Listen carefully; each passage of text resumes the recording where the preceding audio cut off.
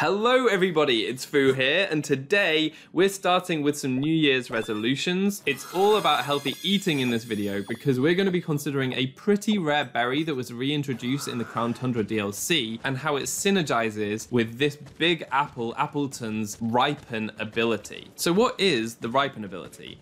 Well, this juicy boy can double the effect of any berries that it eats. And the berries that immediately come to mind are healing berries like citrus berry, which would heal 50% with the Ripen ability, or things like the Mago or the Iapapa berry, which heal 30%, and that would change to 66%, which is a lot of healing. However, for Appletun, it learns recover anyway, which is generally a more reliable form of recovery, and using up your item slot and your ability to do the same as recover, which you can click whenever you want, is not so great. You can also double the stat boosts from stat boosting berries like the lychee berry, which boosts attack by 1 stage, becomes 2 stages, or pitaya berry for special attack. You can boost it by 2 stages with the Ripen ability too, which is pretty cool. But again, Appletun can boost its stats relatively easily with moves it already gets. So things like Amnesia and Iron Defense to boost its defenses. It also can boost its offenses with things like Growth or Curse. So generally, these stat boosting berries aren't too helpful either. However, before the Crown Tundra DLC, I came up with a pretty cool set using the Moringa berry and Ripen, which I think showcases Appletun's versatility really nicely. And it's just a really cool set. So I wanted to show you that before we get into the rare berry that was reintroduced in Crown Tundra. So in this battle, my opponent had got an Alchemy out first, and I ended up defeating that with a Nihiligo, which is great.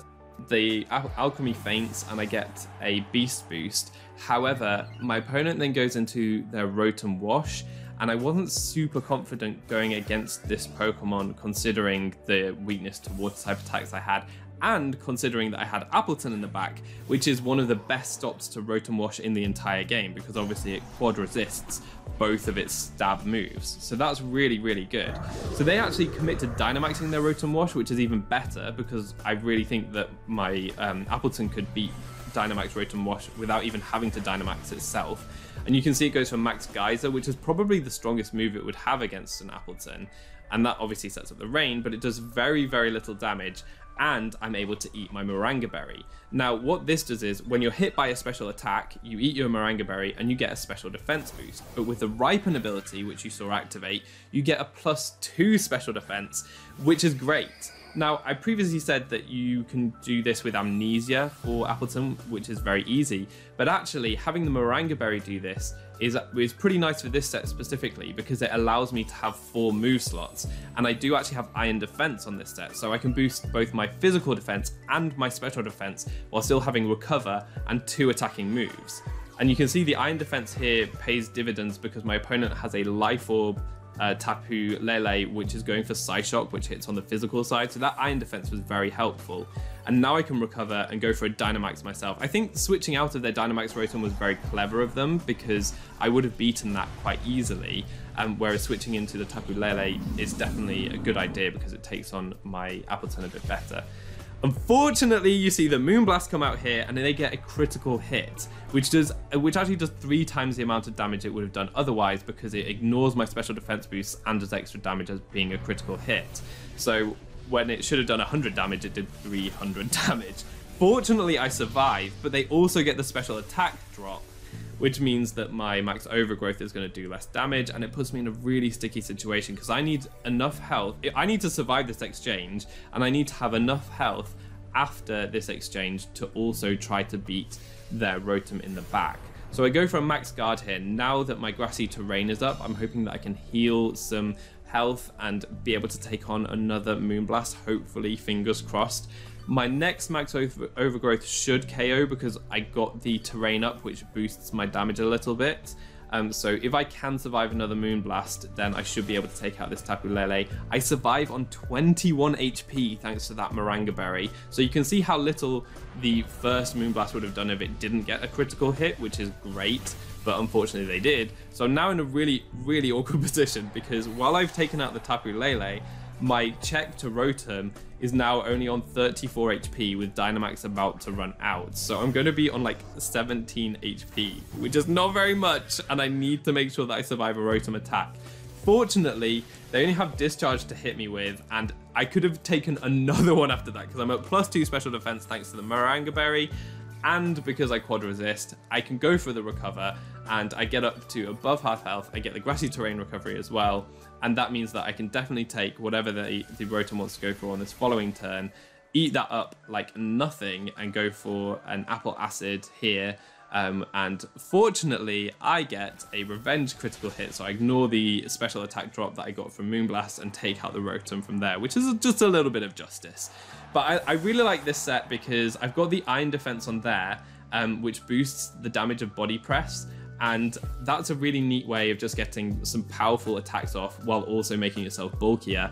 But I also have the Apple Acid because if I'm going up against a Ghost type, or if I'm going up against something that's really physically bulky, I can try and wear them down by going for Apple Acids that drop the opponent's special defense. And yeah, this set is generally quite specially bulky, but it does have some special attack investment, so I can hit quite hard. Another note I have about this set is that I was using Dynamax Appletun, which I think there is a good argument for because you set up grassy terrain if you go for your grass type moves, and that not only gives recovery for a bulky Pokemon, but it also boosts the damage of your grass type moves, which is great. You could alternatively use Gigantamax Appletun, and while generally this is seen to be inferior, on this set specifically, because you're boosting both your physical and special defense, you become super bulky, and one of the only ways that opponents can take you down is with toxic damage. So if you have the Gigantamax variant, you can actually heal your Appletun of its status, because that's the secondary effect of Gmax Sweetness, is that it heals status effects of your team. So I actually think that on this set there is an argument for using a Gigantamax Appletun, which is pretty cool because you very rarely see that. But anyway, that was just my favorite set prior to the Crown Tundra DLC. Now we have access to the Roap Berry, which is a pretty rare berry that in previous generations generally you could only get through events and limited distributions, which sucked a little bit. But now in Crown Tundra you can get it from Shaking Trees, or more recently there was a Squavit Max Raid event, and if you participated in that you could get some berries, and Roap Berry was one of those that you could get. So you might be more aware of this berry now. It's never been particularly viable. What it does is if you're hit by a special attack, you eat your berry and you deal 1/8 of the opponent's HP in damage. I'm not sure if it just makes Appletun super gassy and the opponent just can't deal with it or something. Not quite sure about that. But with Appletun's Ripen ability, instead of doing 1/8 damage to the opponent's HP, you actually do a quarter. 25% of their health gone passively, which is pretty cool, especially when you consider that Appletun gets the move Recycle, which got the cogs in my head turning, because I wanted to see if there was a way to build an Appletun set that just KO'd opponents by eating berries. That was a pretty hilarious image in my head, and that got me to this Appletun set. So I'll just show you a battle that was kind of proof of concept of Roap Appletun, or Roappletun if you will. So my opponent's going to send out a Calyrex with this Shadow Rider form, I think it's called, as I send out my Appletun. Unfortunately, because this is the as one Calyrex, it means that they have the Unnerve ability, so I can't test out the Roap on this Pokemon, but I can start setting up. So the idea behind this Appletun is it's super especially bulky because you have to take special hits to eat your Roap Berry, and you can see there that it actually ate that super effective hit from Calyrex like pretty easily. It would have been a 2-hit KO, but because I have Amnesia on this set, I can boost my special defense to live the follow-up attack and then just recover off that damage, which is great. And then that allows me to take more hits, and I basically cut out parts of this battle now, so you can see that I wore down this Calyrex using Apple Acid. You do need an attacking move on this set because Roap Berry won't work on physical attackers. It's only if you're hit by a special move, so you need an attack for physical attackers. So we've done some good damage to this Calyrex, and despite a Pollen Puff critical hit, which ignored all my boosts from Amnesia, and it was a very close call, I was able to take out the Calyrex at some decent HP, and I was then ready to take on the next Pokemon. So you can see here that after I'd recovered all that HP, I was able to get another Apple Acid on a different turn and take out the Calyrex while I was at a decent amount of HP. Now my opponent sends out a Zygarde, and it's pretty interesting because this Zygarde actually has Core Enforcer, which you don't see very much because it's a special move, and Zygarde generally runs physical moves. But I obviously can eat that up really easily because I've got amnesia boosts, and I can go for the Ripen, eat my Roat Berry, and deal 25% of the Zygarde's health to it in damage, which is pretty great. And then I can go for the Apple Acid on the same turn, and so I dealt 50% damage to a Zygarde in one turn, which is pretty great. That means that its Power Construct then activates and it becomes the Zygarde Complete form.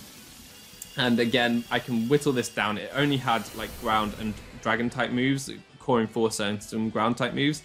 So I was able to whittle this down to the point where another Core Enforcer, after I'd gone for a recycle, meant that I could eat another Roat Berry, and while it had been whittled down to a tiny little sliver of HP, I was able to eat my Roat Berry and take out a Zygarde just by eating a berry. And on the same turn, in complete disrespect, I went for a recover, so I was at full HP as well. So that was pretty neat and proof of concept. Obviously, it wasn't the most competitive battle because it wasn't ranked and my opponent wasn't using... I'm not even sure if their Pokemon were EV'd, for example, but it was a pretty hilarious image in my head of Zygarde Complete fainting because Appletun ate a berry. So I wanted to show you guys that. But let's consider whether this could actually be competitively viable, if there is any argument or reason to use this.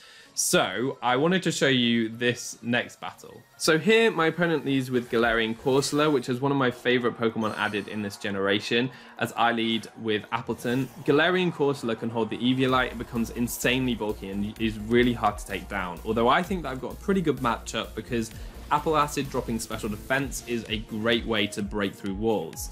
They go for a Will-O-Wisp on the first turn, which doesn't really bother me too much because I'm a special attacker. I'm not a physical attacker, so the burn isn't too bad and I can heal up with Recover, so it's not the worst thing in the world.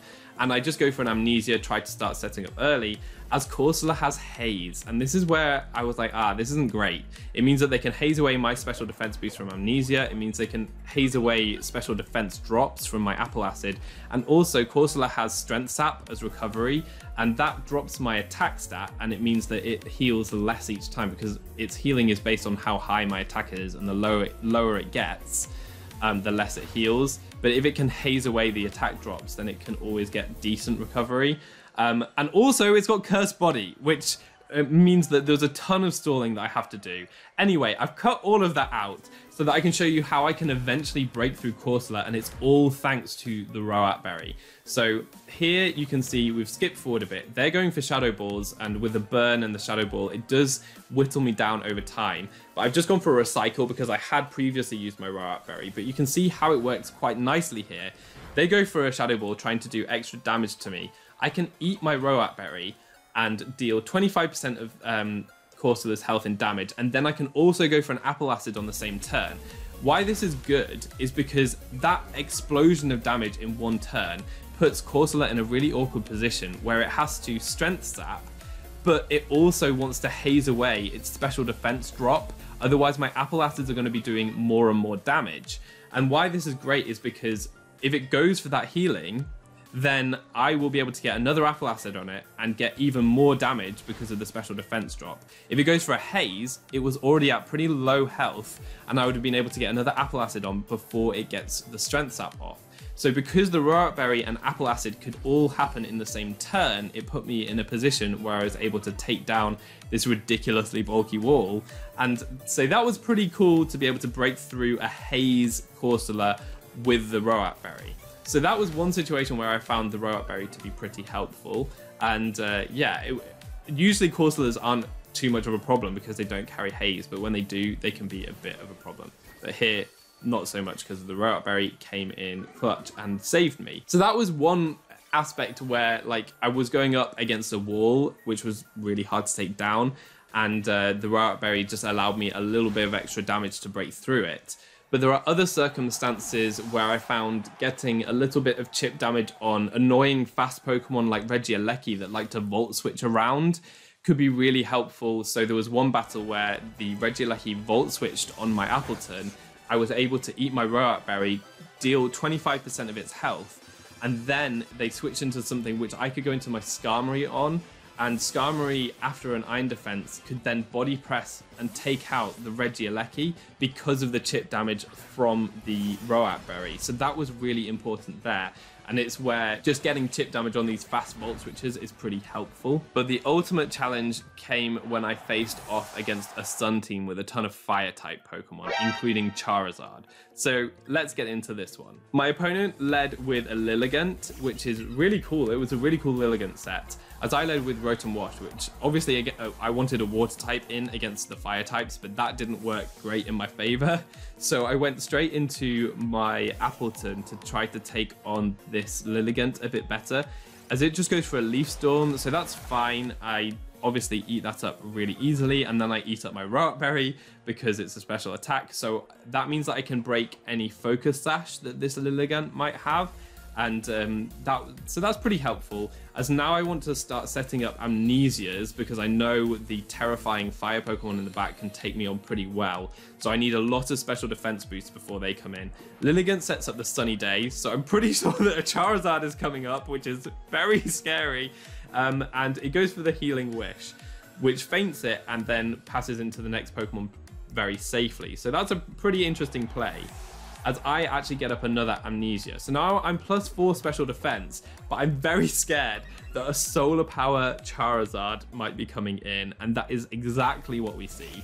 So Charizard in the Sun is one of the most powerful special attackers you can get, especially when you're an Appletun that is weak to Max Airstream. And so this is going to be a very, very close call as to whether... I was just so desperate to try to take on Charizard with an Appletun. I thought it would be hilarious for a grass type to beat a Charizard. So I stayed in and I wanted to see if we could survive the onslaught. So Charizard goes for Max Airstream, boosted by Life Orb, Solar Power, and being super effective. But I am able to take that. It does do well over half of my HP. So it's not, it's going to be a 2-hit KO, obviously. But I do go for the Recover this time, because I'm thinking if I can stall out the Gigantamax, if I can stall out the Sun, then I should actually be taking Charizard's attack pretty nicely. And you can see that with the Life Orb and the Solar Power, I'm whittling away its health pretty well. This turn it goes for the G-Max Wildfire, which does pretty much as the Max Airstream did, but this also sets up the Wildfire effect, which will whittle away my HP at the end of the turn, so that's really not great. So I can heal up most of my health right here, but you'll see that the Wildfire will take me down to a very precarious amount of HP. Now I need to live this next attack, and if I do, I have wasted a Gigantamax's Charizard's Gigantamax turns with a grass type, which would be an accomplishment in itself. So I am able to do that. I'm able to survive this one hit, just go for another Recover. And I think that that's pretty impressive in itself, that Appletun was able to stand up against a Charizard Gigantamax form. Now we've done a decent amount of damage to Charizard just through the Life Orb and Solar Power, but unfortunately, because we use our Roat Berry on the Lilligant, we have to recycle before we can start doing damage to Charizard that way, and we haven't had a chance to because we've been far too focused on recovering. But you can see now that the Sun's gone and no Solar Power's there, we can eat the Air Slash up easily, so that's so good. We just need to recover. But we flinch! We flinch on the most crucial turn. If I had recovered on that turn, I would have been able to 1v1 a Charizard with a Recycle Roat Berry Appletun. And that was the most tragic battle that summed up a lot of things for me, because I actually really struggled to make this Roat Appletun work. It wasn't a particularly viable set, and it really struggles with a lot of things. Unfortunately, Appletun just has a ton of weaknesses, and Max Airstream is everywhere. If your opponent switches in a Cinderace and they've got Max Airstream, like, you are probably just going to get swept. It's really a sad time. So this Appletun set is not very viable. It's very hard to use. If I had been able to beat a Charizard with it, then I'd have to say that it's worth a try. But unfortunately, they flinched me, and that was a very sad state of affairs. I think it would have been so cool. I just want to point out this really cool interaction that's just on screen at the moment. So remember, right at the beginning of the battle, my opponent went for Healing Wish with Lilligant and then switched in their full HP Charizard, so Healing Wish didn't actually activate. Right here, what they're doing is they've switched into their Torkoal to set up the Sun. They've got the eject button, and now they switch into their damaged Charizard, and Healing Wish happened to activate then. because that's the first time they had switched in a damaged Pokemon. So that is a really interesting Healing Wish mechanic that you really don't see used too often. I thought that the opponent's team was really cool, and kudos to them for coming up with that. I was just pretty salty that the Charizard had flinched my Appletun. So to sum up, Row Appletun is a really cool concept. Dealing 25% damage to your opponent passively is insane, but Appletun generally is better with its thick fat ability, which complements its bulky nature a bit better. And if you want to use the Ripen ability, I can't recommend the Moringa Berry set enough, because I think that's really cool. A lot of people don't see it coming and don't know how to play around it, so I definitely recommend that. In terms of Row Appletun, let me know if you get it to work. I think it's a very cool concept, but it's just not really viable because it's far too passive. You're relying on your opponent to attack you with special attacks. If they don't do that, then you're not going to be doing any damage to them. That's all for today. I hope you found this sufficiently entertaining. If you did enjoy the video, please consider leaving a like and subscribing for more content. If you want more of me, you can check me out over on Twitter as well, at SJ900. All that's left to be said is I've been Foo, you've been awesome, and hopefully see you next time. Goodbye.